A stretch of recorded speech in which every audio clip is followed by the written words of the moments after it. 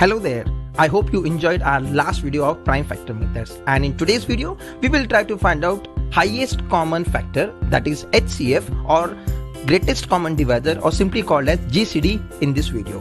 But before moving ahead, do it really has any real life application also? Yes, of course. Let's consider 3 ribbons given to you and they all have different length. Now you have to cut these ribbons with maximum length and in equal parts, so that once you cut them nothing will be left over.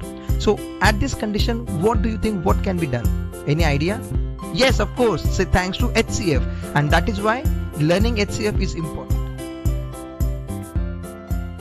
So solving some practical sums, HCF has many real life applications. So let's try to find out these HCF by 3 methods. Drum roll please. Yes.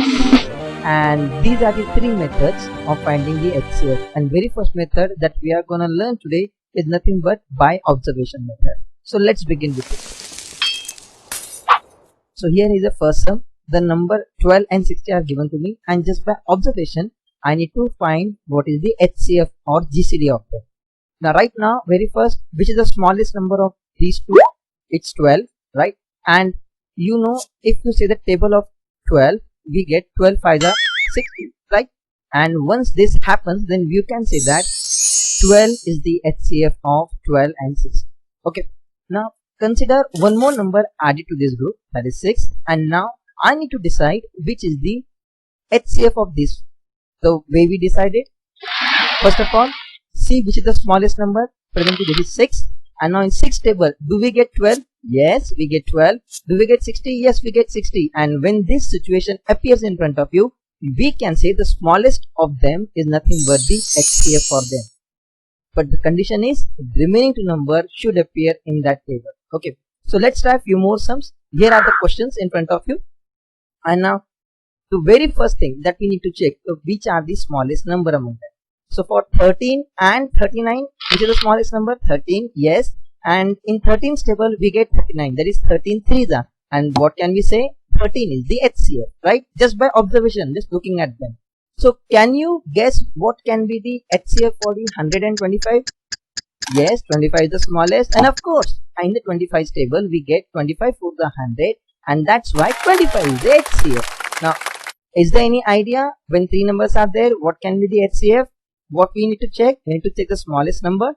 Among over here, 7 is the smallest, and remaining 2 numbers, that is 14 and 21, are present in the 7's table. So we can say 7 is the HCF, being the number whose table is useful for us to get the number 14 and 21 in it. Correct? And this is what we get by observation method. And after that, we have some prime factor methods to help us to find out the HCF.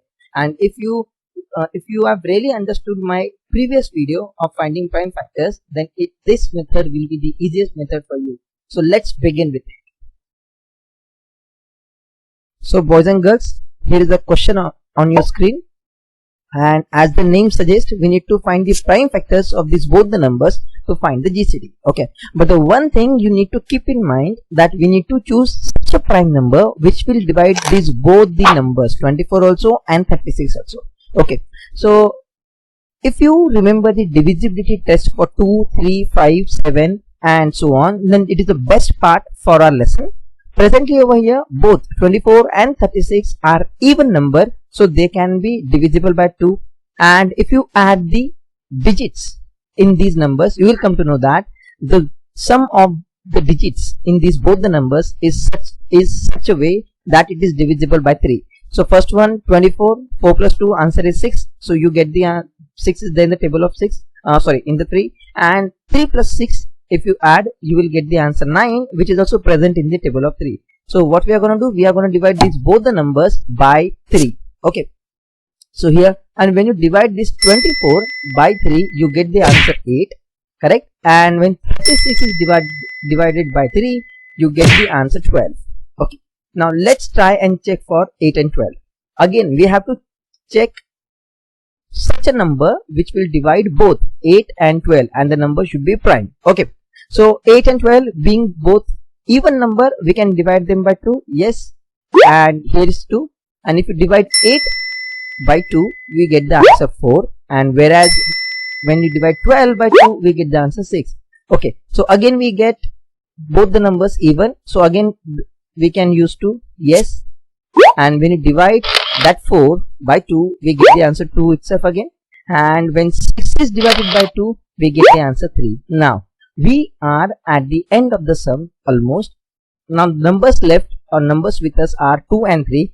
These both the numbers are prime numbers. They are not present in one and the same table, so my sum is done. So here 2 and 3 we have to stop there because they are not present in one table. Okay, and so the numbers which are on left side, okay, that is 3, 2, 2, are nothing but the important number for me to find the HCF. So what I'm going to do, I'm going to write a simple statement. HCF of 24 and 36 is nothing but the multiplication of all these three numbers. 3 into 2 into 2, that gives me the result 12, and here we are with the answer. Now if you observe this 12, if you know the table, okay, the 24 and 36, both the numbers are present in the table of 12, and 12 is the highest number. In which another question, here the question is in front of you.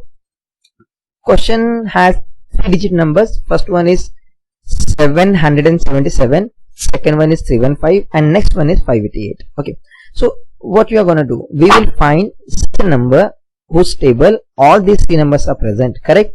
Now if you observe or analyze the question very carefully, you will come to know that the first number itself is divisible by 7, correct or not? Yes.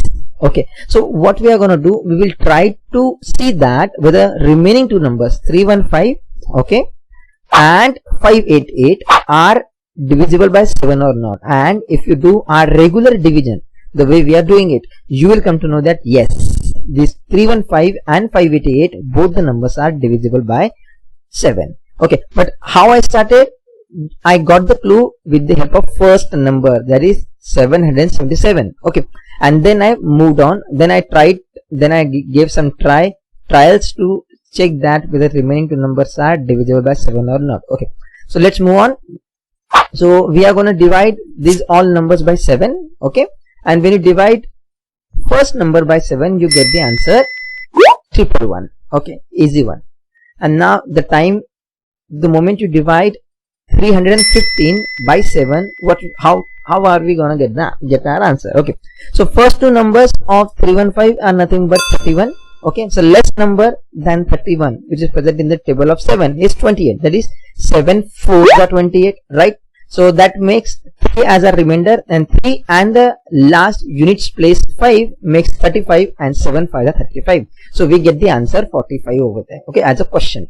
Now it's time to divide 588 by 7, and the least number, nearest least number than 58, which is present in the 7, which is that one. 7 7s are 49, 7 8s are 56. Yes, so we are going to use 7 8s are 56, and the moment you do subtraction, you will come to know that we are left with 2. That 2 and units place number 8 will makes it 28, and when you divide it, we get the number 84. Okay, fine. Now it's time to see that all these numbers 111, 45 and 84 must be present in same number, or must be present in the table of same number. Okay, and that too should be prime number. If you observe these numbers and add the digits in them, you will come to know that their sum in all these three numbers is in such a way that they are divisible by 3. Okay, so of course we are going to utilize that divisibility test to check it. Okay, and you will come to know that you will find it that these numbers are divisible by 3. Okay, so the moment you divide this 111 by 3, how much is the answer left? First two numbers are 11, so we will use 3 3s are 9. Okay, and then further division results in 97. Okay, so 45, I know that 15 3s are 45. Okay, so that gives us quotient 15, and when 84 is divided by 3, we get the answer 28. Okay, now if you observe the bottom layer, okay, so you will find that 97 is a prime number. That means these three numbers 97, 15 and 28 will not be present in one and the same table, correct?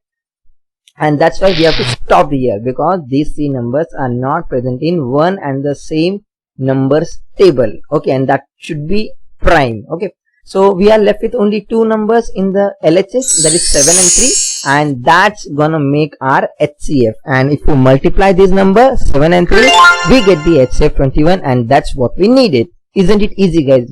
Correct? So I hope I made some sense to you all. Okay, do not forget to remember divisibility test. Okay, and if you want, I have already made one video for that. You can go on visit the channel so that you can come to know that test. Okay, so next number is 40, 60, 75, and this is the most easiest question I can say, because all the numbers, see, if you check the units place, we are there with the 0 and 5, and whenever 0 and 5 is there in the units place, that means these numbers are divisible by 5. Okay, so when you divide 40 by 5, 40, 60 and 75, correct, by 5, how much we get the answer? Okay, first, so when you divide 40, we get the answer 5 with the 40. Okay, when you divide 60 by 5, you get the answer 12, and when you divide 75, you get the answer 15. And now we are left with 8, 12 and 15 as our bottom layer. Okay, so if you observe these numbers, you will find that 8, 12 and 15 are not present in one and the same table. Okay, they are not even, so not divisible by 2. If you add the total, 8 is not there in the table of 3. Okay, 7 and 5 also, they are not present in the 5's table. And if you go on checking, you will come to know that these numbers are not present in one and the same table, and that's why we have to stop here, and only 5 which is left as our LHS. Okay, on the LHS of the structure, you can say 5 is the HCF of 40, 60, 36. Boys and girls, keep it in mind, we have to always choose such a number which will divide all the numbers which are present or which are there in the question. Okay, now let's move on, and here we are with the another question, that is 57, 75 and 102, and as our rule says, we have to choose such a number which will divide all these three numbers. Correct? If you observe and add the digits in the number, you will come to know that their sum is in such a way that it is divisible by 3 according to the divisibility test of 3. Okay, so 7 plus 5 gives you the answer 12. 7 plus 5 again gives you the answer 12, and 102, 1 plus 0 plus 2 gives you the answer 3. That's why these all numbers are divisible by 3. And let's move on. When you divide 57 by 3, we get the answer 19. Okay, that's a prime number, don't forget it. 75 when divided by 3, we get the answer 25, and when 102 is divided by 3, we get the answer 34. Do not forget, if you find any difficulty in division, go with the regular division. There is no need to do it in mind. And here we are with the bottom layer along with the prime number in it, that is 19, and so we can say we have to stop there, because these all three numbers 19, 25 and 34 are not present in one and the same table, and that too should be the prime, right?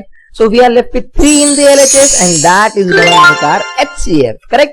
And easy peasy one only. So boys and girls, this is the next question on your screen. Yes, this is a very special question. This question will give you a clear insight that why we must learn the tables, okay, or by heart them. If you observe these two numbers, they are not divisible by 2, both the numbers, because one is odd number, that is 105 over here, and they are not divisible by 3 also, because 154, if you add the digits, you get the answer 10. They are not divisible by 5 also, because 154 do not have 0 or 5 in the units place as per the divisibility test of 5 says. Okay, so not 2, not 3, not 5, then which is the next prime number? That is 7. Yes, and the moment you think about 7 and you know the table, you will clearly get an idea that 105 is divisible by 7, or because it is present in the table of 15. 15 sevens are 105. That means if you divide 105 by 7, you get the answer 15. Okay, so 105 is divisible by 7. So now we have to try whether 154 is also divisible by 7 or not. Then what can be done? Okay, if you observe first two digits over here, that is 15, right? So 7 2s are 15 can be utilized, 7 to the 14 can be utilized, right? So this 15 and 14, if you subtract, the remainder is 1, and that 1 and 4 at last will make again 14. So we can say 154 is also divisible by 7, because the moment you divide it, you get the answer 22. Okay, so when 105 is divided by 105 there is divided by 7, we get the answer 15, and when 154 divided by 7, we get the answer 22, as I explained to you. Okay, now check this 15 and 22, are they present in the one and the same table? Nope. If you observe them, 15 and 22, they are not present in the same table, because 22 is present only in, I guess, 4 table of 1. That is okay.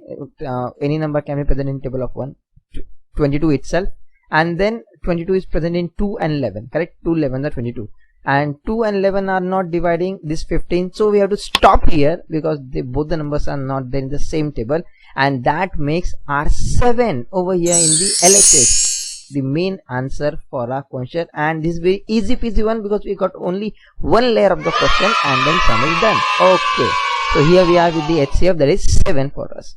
The next question is over here on your screen. Yes, again a special question. Try to memorize what I'm going to tell you now, or I'm going to instruct you.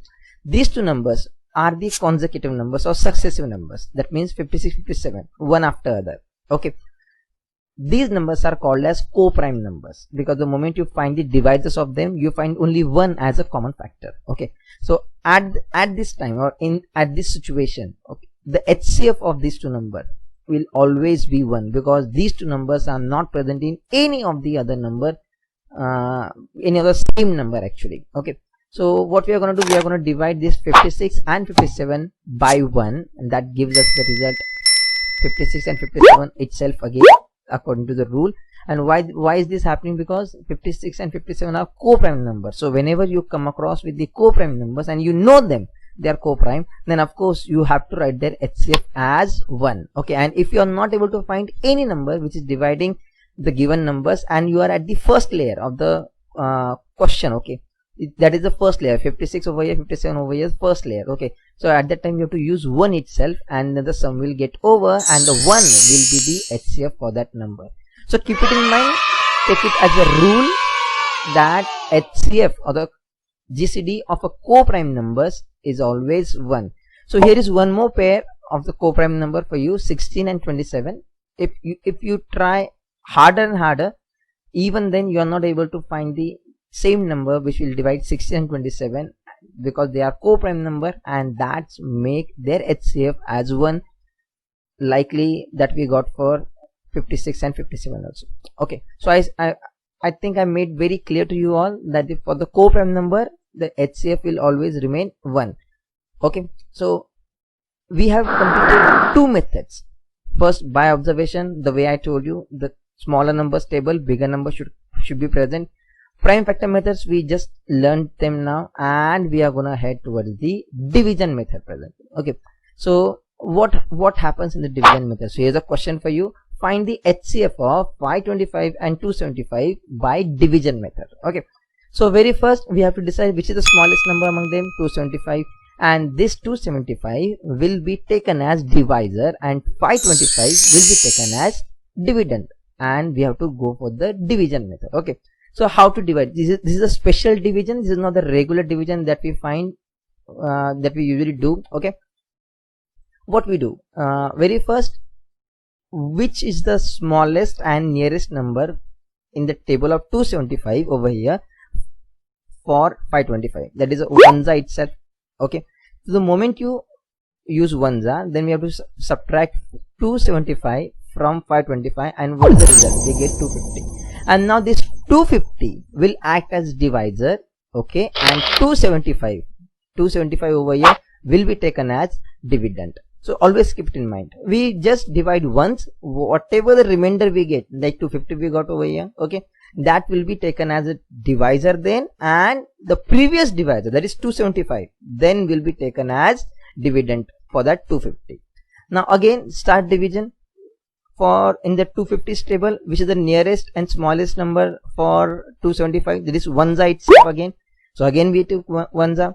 Again we are going to subtract 250 from 275, and what we are left with? 25. And now this 25 will act as divisor, and 250 over here will be taken as dividend, the way I have taken. Okay, now if you check the numbers now, in 25's table I find tens are 250, correct or not? Yes. So of course my sum will get over, and the moment I get the 0 as a remainder, that is the most important part. Okay, the moment you get the remainder as a 0, then the divisor by which, keep it in mind, the divisor by which, here it is 25, will be taken as HCF. Understood? So 25 over here, with the help of which I got the remainder 0, will be considered as HCF for this 525 and 275 over here, and that makes our final answer. HCF of 275 and 525 is 25. Okay, so what is the technique over here? First of all,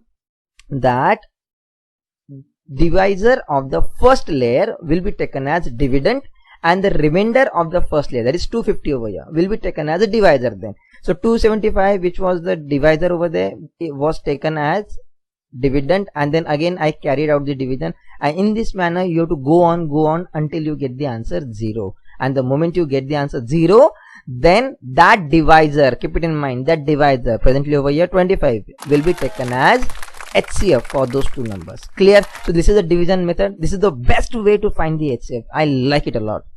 Just mention it in comment section below which method you liked it a lot. Don't say observation method, because it is the easiest method. Okay, now let's try one more side. Suppose now what is the use of this method actually, division method? Why do we find this by division method when we know prime factor method? Okay, sometimes it becomes very handy to utilize this because we are asked questions like this, correct? Write the reduced form of 275 and 525.